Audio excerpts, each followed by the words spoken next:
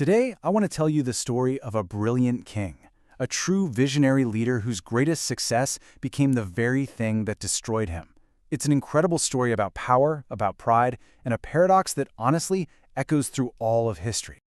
It's a weird question, right? I mean, we all strive for success, for strength, for recognition. But what if that moment you finally get it? The moment you're at the absolute top? What if that is the most dangerous moment of your entire life? Okay, let's really dive into this. So our story kicks off with a 16-year-old kid named Uzziah, and he becomes king of Judah. Now, this isn't just some teenager on a throne. He is an absolute prodigy. And under his leadership, the kingdom is about to see a golden age like it's never seen before. I mean, the list of his accomplishments is just staggering. Uzziah was a master strategist, a brilliant engineer. He completely crushed his enemies, he secured the kingdom's borders, and he turned Judah into an economic and agricultural powerhouse. He even invested in R&D, creating these advanced, cutting-edge weapons that made his army the envy of the entire region. For 52 years, this kingdom just flourished under his rule.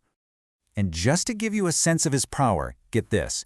His elite standing army had over 300,000 men. This was not some local militia. This was a massive, professionally trained force with the best tech of the day. Uzziah wasn't just a king. He was building a superpower. But the real source of all this power wasn't what you might think. The biblical record points to one single source for all this success. The book of 2 Chronicles, chapter 26, verse 15 says he was marvelously helped. That word marvelously, it suggests something supernatural, a divine assistance. It wasn't just his own genius, it was this profound, almost unexplainable help from God that just rocketed him to the top. But I want you to notice the chilling final words of that verse. Till he was strong. Okay, so here's where the story gets really fascinating from a historical point of view. We have two different accounts of Uzziah's reign in the Bible, one in the book of Kings and one in the book of Chronicles, and they describe this incredible golden age in radically different ways. So, why? Well, it all comes down to audience and purpose. You see, the two books were written for different people at different times for different reasons. The Book of Kings is kind of like a courtroom drama. It was written for a nation in exile, basically explaining why they were judged. Its main question is all about spiritual purity. But Chronicles? That was written for a new generation, people who are rebuilding their nation. The author wanted to show them that God is faithful, but also to highlight the dangers that come along with his blessing. So, for the writer of Kings, Uzziah's booming economy and his mighty military, they were totally irrelevant. Why? Because Uzziah failed to get rid of the local shrines where people were worshiping idols. So, in this sort of spiritual courtroom, no amount of worldly success could cover up for that core spiritual compromise. And that's why his incredible 52-year reign gets barely a mention. The writer of Chronicles, on the other hand, goes into all this detail about Uzziah's success for a really powerful reason. It's his way of saying, look how faithful God was. He just poured out his blessing on us. But it comes with this massive built-in warning sign. This moment of peak success, it is the most slippery ground a human being can possibly stand on. And that brings us to the climax of the story. Uzziah is at the absolute height of his power. He's strong, he's respected, he's wildly successful. And that is precisely when he makes his fatal mistake. And there it is, the turn, 2 Chronicles 26, verse 16. That success, which was a gift, became the fuel for his pride.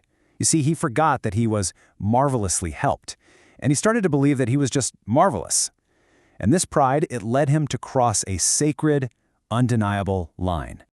This was an absolutely unbelievable act of arrogance. In ancient Israel, God had established a very clear separation of powers. The authority of the king was one thing, and the authority of the priest was another. By grabbing the priest's censer to burn incense, Uzziah was essentially declaring, I'm not just the king, I'm the high priest too. I control the state and I control the church. He was grasping for total, absolute power. But he was met with incredible courage. The high priest, a man named Azariah, along with 80 other priests, physically stood in his way. I mean, just imagine the scene. You're confronting the most powerful man in the entire nation, a military commander with an army of over 300,000 soldiers, and you look him in the eye and say, no, it is not for you. That's what the Bible says in verse 18. You have trespassed. They literally risked their lives to defend God's order. And this, right here, reveals the story's deep and powerful contrast. You have Uzziah, a man who tried to ascend, to go up into the holy place, to seize honor for himself. He went upward, holding a censer, trying to get closer to God on his own terms. But then you have the true king, Jesus Christ, who took the exact opposite path. He descended. He went downward, giving himself away, carrying a cross not to a holy temple, but to a place of shame outside the city gates. You know, there's actually a theological term for this downward path that Jesus took, Kenosis. It literally means to empty oneself. So while Uzziah's ambition was to fill himself with more power, more glory, Christ's path was to empty himself out, all for the sake of others. As Uzziah stood there, raging at the priests, the Bible says leprosy broke out on his forehead. Think about that. The very place where the high priest wore a golden plate that said, "Holy to the Lord," Uzziah was marked with a symbol of impurity. He was immediately thrown out and spent the rest of his life in isolation. His attempt to force his way into God's presence, it resulted in permanent separation. So this ancient story isn't just history, right? It's a mirror. It forces us to turn around and ask ourselves some really tough questions about how we handle success in our own lives. What is your censer? Maybe it's your career success, maybe it's your talent, your intelligence, or maybe it's even your ministry work. It's that one area where you feel strong and where you are so tempted to forget that you were marvelously helped, and you start thinking that you're just marvelous. So how do we avoid Uzziah's fate? Well, the story seems to suggest a path of what you could call voluntary descent. First, you've got to constantly check your motives. Are you doing what you're doing to get honor or to give it away? Second, when you achieve something great, when you're at a peak moment, intentionally choose a humble task. It's like a vaccine against pride.